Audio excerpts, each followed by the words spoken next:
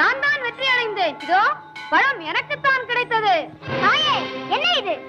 எனக்கும் ஒன்றும் புரியவில்லை அப்பா. எங்களை சுற்றினால் உலகத்தை சுற்றுவதாக அர்த்தமா என்று கேட்டான் கணபதி. அனைவரும் ஒப்புக்கொண்டனர்.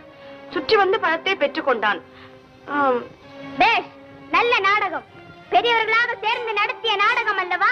மிகவும் அழகாக இருக்கிறது. மிக்க மகிழ்ச்சி. நான் வருகிறேன். முருகா, எங்கே போகிறாய்? எங்கோ போகிறேன். என்னை ஏன் தடுக்கிறீர்கள்?